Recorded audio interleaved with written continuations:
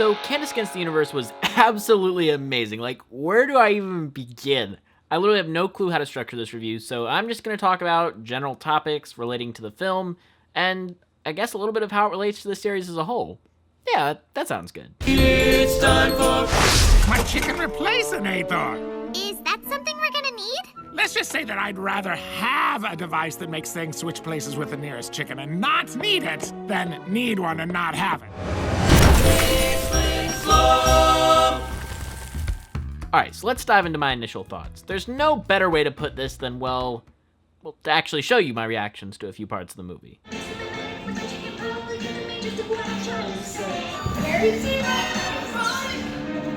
this is for the washing machine. Oh, wait, hold on. No, this is the stick. See ya. Wouldn't want to be ya. is there a boss band when this thing's on? I'm asking. That's not fair. We are no longer a private. This way, people, single file.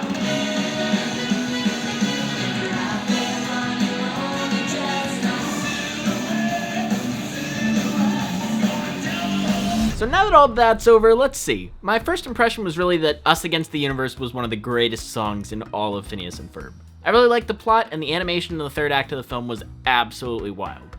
So let's make the plot the first topic. The whole universe is against me. So from the trailers and promotional material, they kept a lot secret about the plot until like the last 2 days before the movie dropped. But I was mostly able to avoid the big stuff. You knew super big doctor was gonna be bad, so it was fun to see them play with that expectation throughout the film, and the structure of the movie is excellent. The setup and payoff with the lesson of the film was well handled, and like any Phineas and Ferb special, they had fun with every aspect of the premise. From the aliens living in caves being cowards, to the idea that the aliens explode from excitement. Ultimately, the plot boils down to be rather simple, but effective, and not nearly as convoluted as Across the Second Dimension. Super Big Doctor's redemption arc worked well, every character was given something to do, and the film structure built to strong emotional beats. My only real criticism was the pacing of the film. It actually felt a little bit too fast. Cutting Step into the Great Unknown, I think, kept the jungle journey from feeling as long as it is presented visually, but I can see why 3 songs in the jungle might feel redundant. But it feels like they meet up with Candace almost right after landing on the planet, which isn't bad story-wise, but it's just a little pacing thing.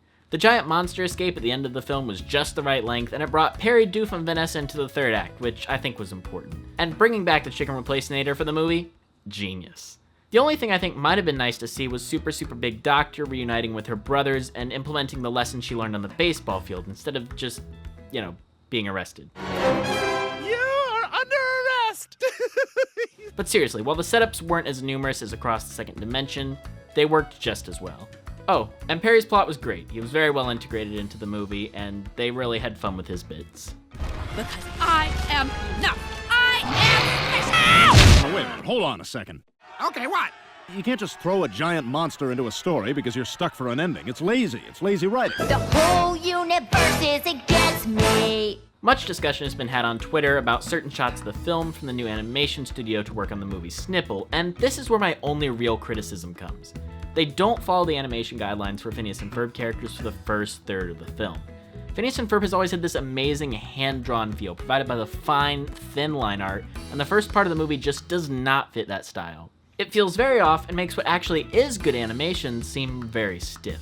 Just look at these 2 shots from the beginning and the end of the movie. It's wild how much it changes. There's also some CGI that stands out, but those moments are few and far between. However, the early thick line art issues are largely gone once the story reaches Feeble Oot, and the animation stays excellent through the rest of the film. There are also many very neat camera moving shots throughout the film that play with perspective and are awesome to see. The colors on Feeble Oot are incredible, with these orange tones that give everything this nice warm vibe, and the backgrounds are gorgeously designed. The posing and storyboarding are wonderful, and the movie uses depth of field to its advantage more than the show ever did. And I would be remiss without mentioning that the entire final dance number is absolutely beautiful. One of the most ambitious things the show has ever done animation-wise, and being set during the sunset, the colors are magnificent. The whole universe is against me. Alright, the songs in this movie slap. I don't want to say too much because I don't want to give away my top 10 songs from Candace Against the Universe videos so quickly, but Us Against the Universe is an absolute jam. In my opinion, it's a better song than Summer Belongs to You. I know, hot take. Feel free to correct me in the comments. But I don't think that there's a single bad song in the film. They're all paced well, fit their scenes, and are incredibly catchy. Plus, the lyrics of most of them are packed with comedy. But what did you expect? It's Phineas and Ferb! Also, Danny Jacobs' score is his best yet. Like, he talked about it in the interview, but it really is that good. Everything from making the Candace Against the Universe opening stinger a motif for her throughout the film,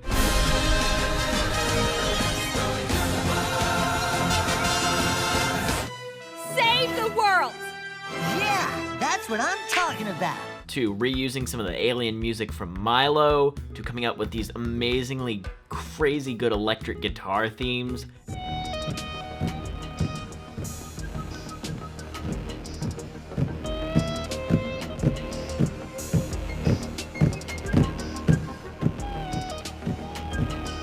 It really was just, like, he knocked it out of the park. I don't even know what else to say.